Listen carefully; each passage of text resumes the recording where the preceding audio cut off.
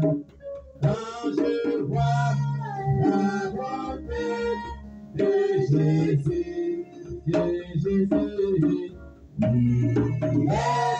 sur la croix de ma maison. Mon âme bénit le Seigneur.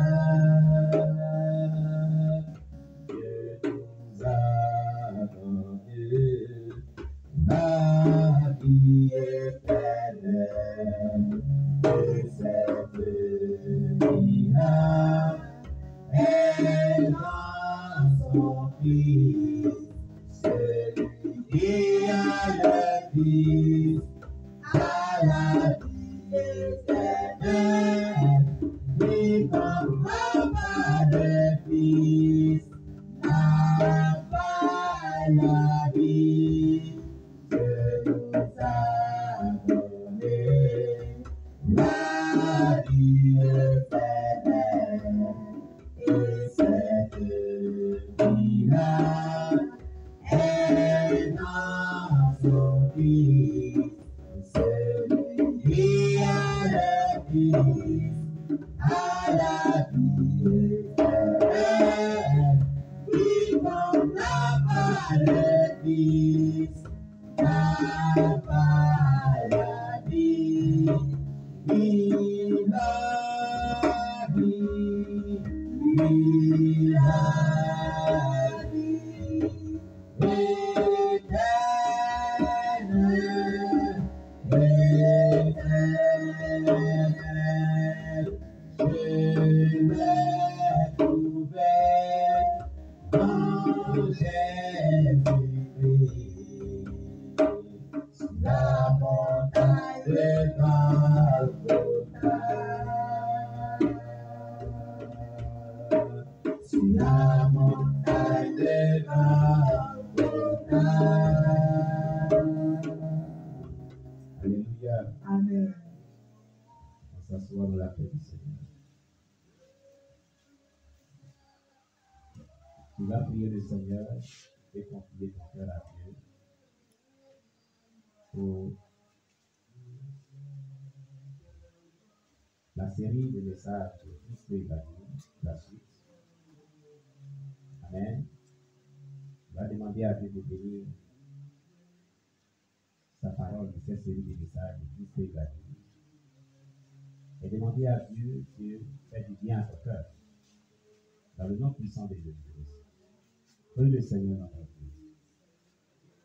Et Seigneur, merci pour ta parole qui est vie et esprit. C'est la source de restauration de notre foi. Nous nous remettons entre tes mains. Nous prions que tu parles à nos cœurs.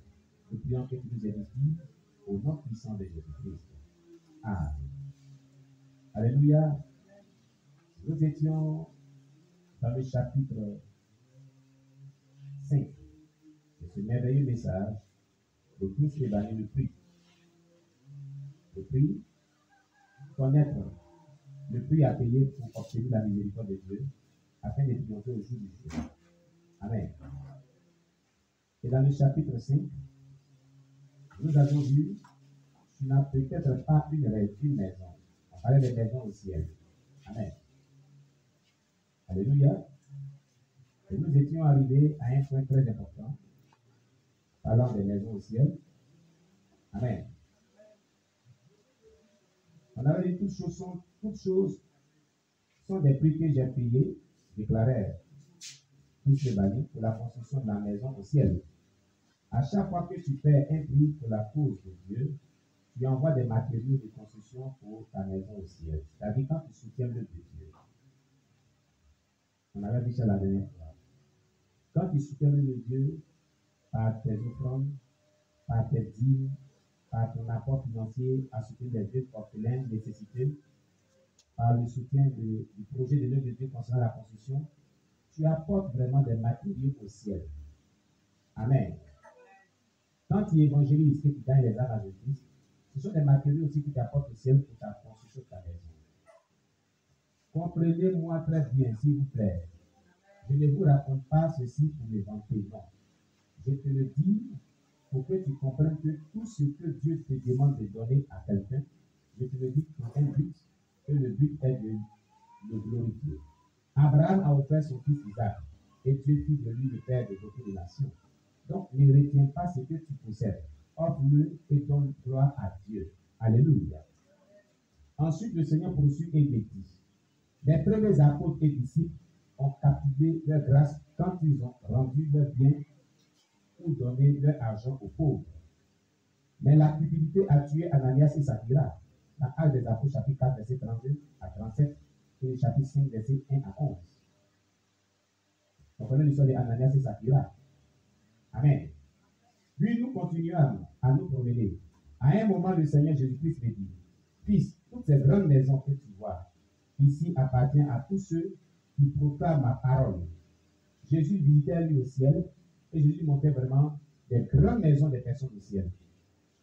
Et ces grandes maisons étaient tellement beaux, étaient tellement belles, pardon, qu'il était étonné. Et Jésus lui disait, ces grandes maisons que tu vois là, ces maisons appartiennent à des personnes qui proclament ma parole, des personnes qui prêchent l'évangile, des personnes qui gagnent les âmes à Jésus-Christ, des personnes qui évangélisent, des prédicateurs, des enseignants de la parole de Dieu. Voici les grandes maisons au ciel. Bien-aimé, il va falloir que tu aies ta maison qui est grande au ciel. Lève-toi et va sur ton champ de mission. Après ce temps de jeûne et prière, proclame la parole de Dieu. Fais l'œuvre de Dieu. En évangélisant, en gagnant les âmes, tu as bâti ta maison au ciel. C'est pour ton bien-être. Alléluia.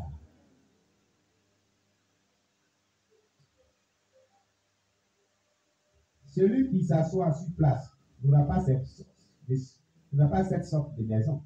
Plutôt, ce sont ceux qui se promènent et prêchent la parole, spécialement ceux qui risquent leur vie pour sauver les âmes, pour sauver une âme. Bon nombre de ministres n'ont même pas eu une jolie maison au ciel.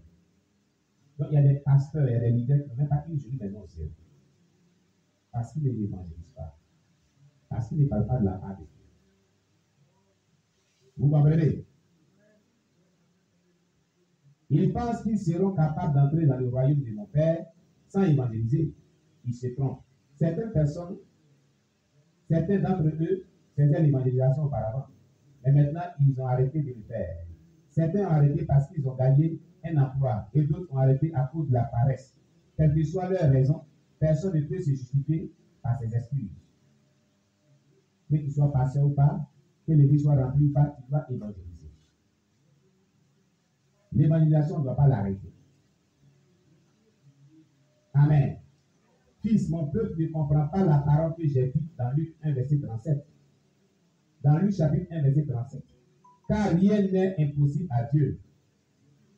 Et Romains 9, verset 15. Je ferai miséricorde à qui? Je ferai miséricorde. C'est lorsque mon Père et moi voyons les efforts consentis par une personne pour sauver les âmes pour le royaume des cieux, que nous pouvons décider de relâcher la miséricorde qui rendra possible à ce que la personne gagne enfin le ciel. Vous voyez? Quand une personne est engagée pour sauver les âmes, c'est aussi la même chose que Dieu fait aussi pour que la personne elle soit sauvée aussi. Mais quand tu n'es pas engagé pour sauver les âmes, Dieu ne va pas te sauver aussi. Parce que Jésus disait à fils Libanais. Alléluia. Quand moi, Jésus, je vois leur effort, je les présenterai à mon Père et intercéder en leur faveur à ce que mon Père leur accorde la miséricorde. Et c'est cette miséricorde qui va parler à leur faveur au jour du jugement. Si la miséricorde ne parle pas à ta faveur, à la faveur des gens, personne ne peut y échapper, car l'homme ne triomphera point par la force. 1 Samuel 2, verset 9. Jésus m'appela fils et dit, je voudrais te montrer quelques gens. Ces personnes sont ceux dont tu lis l'histoire dans la Bible. Puis il m'amena à un endroit. Le lieu est muni d'un portail sur lequel il est écrit la belle porte des prophètes. La belle porte des prophètes. La demeure est construite avec de l'or pur. Quand nous nous sommes approchés du portail, il s'est ouvert de lui-même. Et nous sommes entrés. Nous avions atteint un endroit où j'ai vu quelques gens venir vers nous. Quand je les ai observés, je n'ai pas pu deviner leur âge. Ils apparaissaient comme étant de la même tranche d'âge, mais moins âgés que moi. Quand ils sont venus à nous, Ils se sont tous prostrés au sol et dit, Seigneur, tu as dit, Seigneur, tu as dit, Seigneur, tu as dit. Le Seigneur leur a demandé de se lever. Et ils l'ont fait. Et il me dit, fils, ceux-ci sont les prophètes et les prophétesses de la Bible. Puis il s'est mis à les montrer du doigt, l'une après l'autre, et à donner leur nom. La première personne qu'il lui montra fut Noé. Noé. Et il a dit que Noé a payé le prix en méprisant tout ce que les gens faisaient pour le décourager et qu'il me construisit une hache dont je me suis servi pour le sauver. Je me sers de mon œuvre pour sauver mon église. La personne suivante fut Job. Et le Seigneur me dit, fils, Job a payé un prix en faisant confiance à Dieu jusqu'à la fin de sa vie. Même quand sa foi en Dieu fut mise à l'épreuve, il n'a pas injuré Dieu. Il était demeuré fidèle à Dieu. Ensuite vient Daniel. Et le Seigneur Jésus-Christ me dit, fils, le prophète Daniel tient ferme et défendit Dieu au pays de Babylone. Et à cause de lui, le roi Darius émit un édit selon lequel tout le monde était tenu d'adorer Dieu. Cela était un grand prix. Mais mes ministres dans le monde entier trouvent difficile de faire comme Daniel. Alléluia.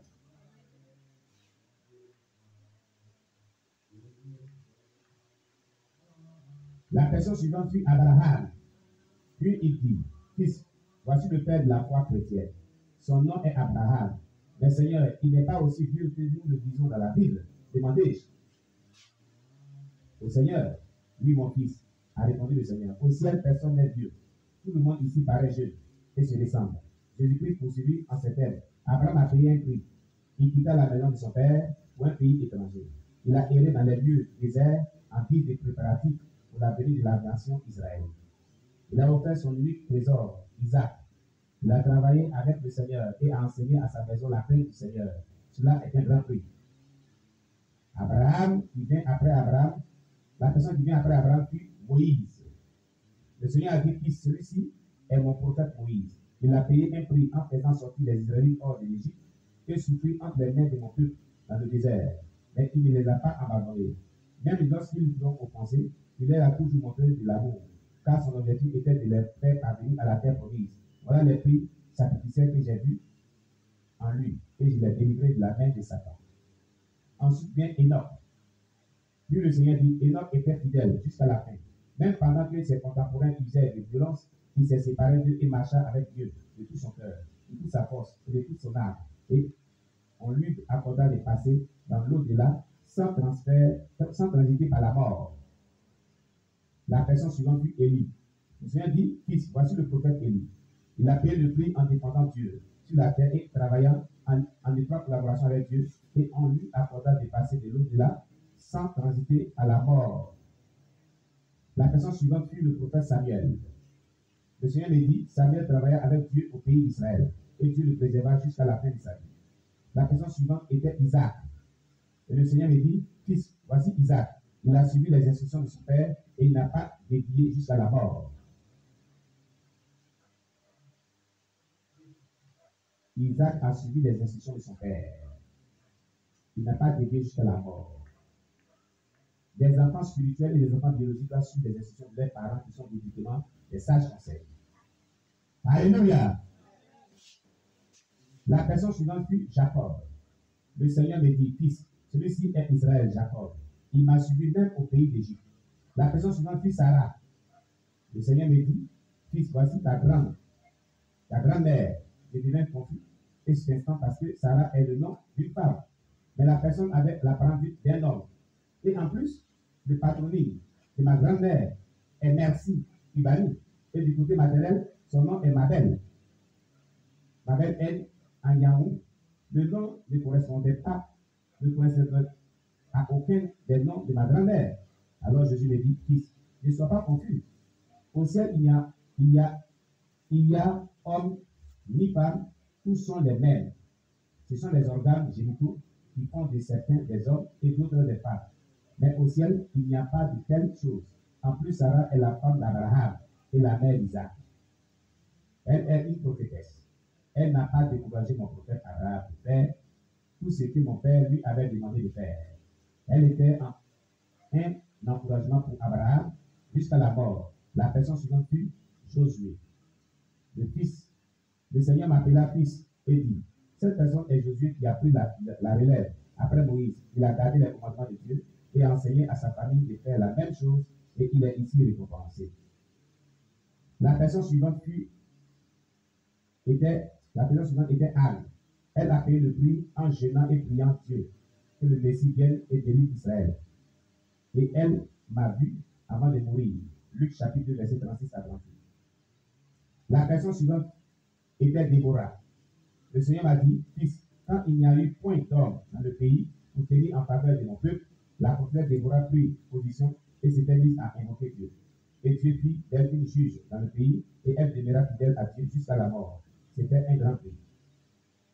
Puis j'ai demandé au Seigneur ce qu'il en était d'autres prophètes et prophétesses de la Bible. Et il a dit, fils, je t'ai montré ceci pour que tu travailles dur. Les autres prophètes et prophétesses sont à l'intérieur. J'ai demandé à ceux-ci de me rencontrer ici. Je te les ai montrés parce que tu es prophète des jugements. Amen. Si tu travailles dur,